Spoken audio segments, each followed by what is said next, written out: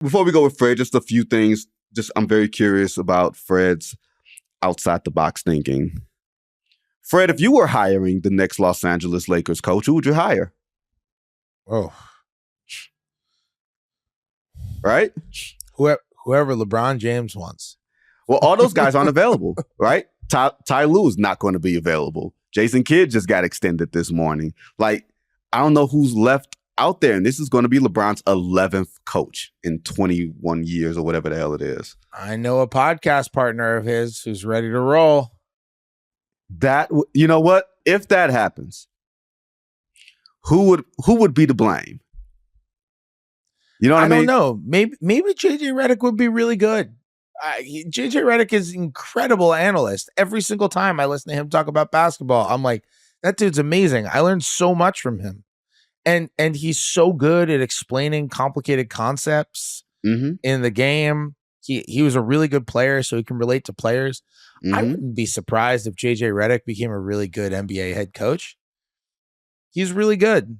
But I have no idea. I genuinely have no idea. You know who they should hire? They should hire Frank Vogel. That's who they should hire, because none of this was his fault anyway. And if Frank Vogel ends himself without a job, maybe they should just hire the one guy who got him a ring after LeBron. Maybe that's the move. Otherwise, I don't know who takes the job, though. Like, you know, it's a dead-end job to me. Oh, that one I don't agree with. There are only 30 of them. If someone will take the Charlotte Hornets job, and I promise you, someone's going to take the Charlotte Hornets job. Might not be Kenny Atkinson, but someone's going to take the Charlotte Hornets job. Then they'll take the Los Angeles Lakers job. I promise you that. I mean, there are the names that we hear conventionally. I know a lot of people who love Charles Lee. I've always heard great things about him as somebody who could really be good. I mentioned Kenny Atkinson because he had turned down the Charlotte job a few years ago before Steve Clifford got it. I've always thought Kenny Atkinson deserves another shot, and I think he's had opportunities for other shots, and he's decided to stay with Golden State. Right. But I've always thought Kenny Atkinson deserves another shot. Mike Budenholzer did not lose either of his jobs because he didn't know how to coach basketball. I'll tell you that much. Like, Mike Budenholzer lost his job in Atlanta because he just kind of wore it out by being Mike Budenholzer. And I think a similar sort of thing happened in Milwaukee. But hey, look at what has happened to Milwaukee without Mike Budenholzer. Look what they were before Mike Budenholzer. He is the ultimate, we are going to trim the fat coach. We're going to be good at all the things that we're supposed to be good at. Honestly, he kind of, in a way, has always reminded me of the guy that I cover, Tom Thibodeau, who I think has done a magnificent job this year, where it's just like all the basic stuff. Yep. All the basic stuff that you need to be good at in order to win. Like with Tibbs, it's like, if you have Tibbs, you're going to be good on the boards. You're going to defend every night. Yep. You're going to play really hard. You're going to practice really hard. You're going to be extremely prepared. Like, those are the basic things where it's like those things will show up every single night. And then maybe you'll make shots and maybe you won't. But those things are going to show up every single night. You are going to know every other player's tendency. You're going to go out there and play really hard. You're going to practice really hard. You're not going to lose the rebounding battle. You are going to play well defensively, like all those sorts of things. Like Bud is very similar in that sort of sense. Maybe that's something that the Lakers could use. Maybe they should just re-sign Kyle Kuzma and Kentavious Caldwell-Pope and Alex Caruso. Maybe that would be helpful. I don't know. I don't know what they're going to do. To be honest, I haven't really checked in with sources on who it could be. But do you think they're going to go with another first-time head coach, or do you think they're going to hire somebody more veteran?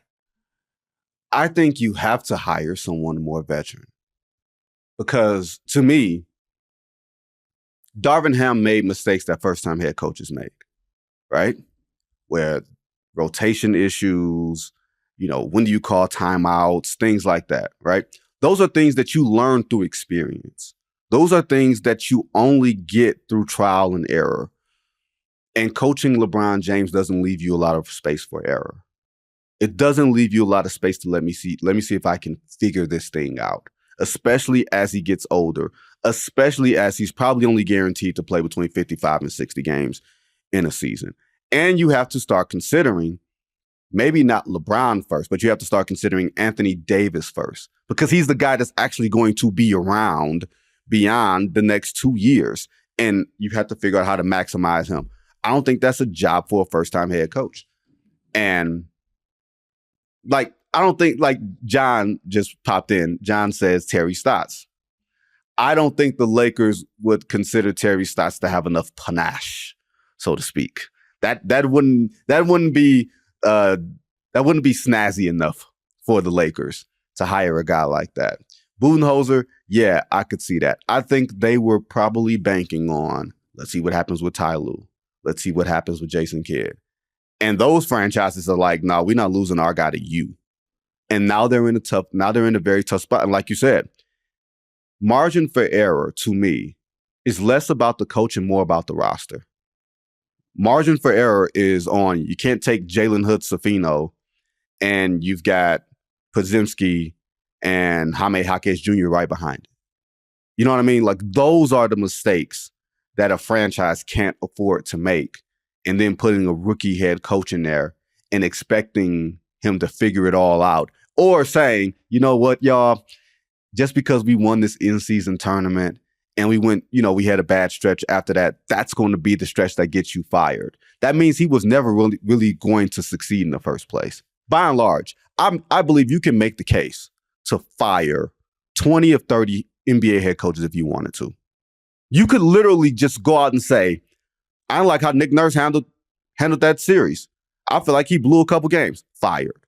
You could literally say these things about 80% of the coaches in the league, and you can justify it and make the case. Doesn't mean you should, but it means you could. And that's where the Lakers are, I think, with Ham and some of these other guys that they're going to be interviewing. Yeah, I wonder if they need a veteran coach, to be honest. Every once in a while, somebody who's not a veteran coach pops up, and you're like, damn, he's really good. Like, so you're going with the JJ Redick? Is that your vote? No, I don't have a vote. I'm a huge believer that until you actually see a guy be a head coach, we have absolutely no idea on the outside if someone is good or not. Mm-hmm. Every single time someone gets hired and is a longtime assistant or whatever, and they get hired, every single time, all I hear is how great that coach is. Every time. And to be clear, I'm not accusing people of blowing smoke up my ass. Like, I don't think that is what's happening. I think what's happening is, in order to get hired to be a full-time head coach, you need to be a really good assistant head coach. Right. And so if you're a really good assistant or a really good assistant coach, and so if you're a really good assistant coach, everyone's going to be like, that guy's amazing. But not everything is translatable. Some people, what is it? The Peter principle? You get promoted eventually into the position that you're no longer qualified for.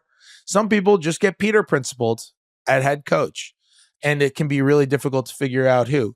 David Adelman is a name that you hear come up all the time as like a really respected assistant coach who people love. He's with Denver, and people love David Adelman. Yep. Charles Lee is somebody who I mentioned.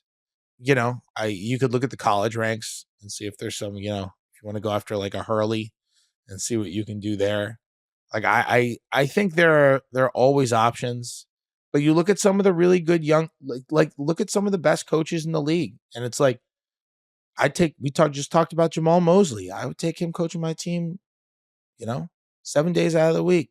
Dude's really good. Taylor Jenkins, first time head coach. As soon as he stepped in, I'm like, that guy is obviously really good. Mark Daigneault, coach of the year.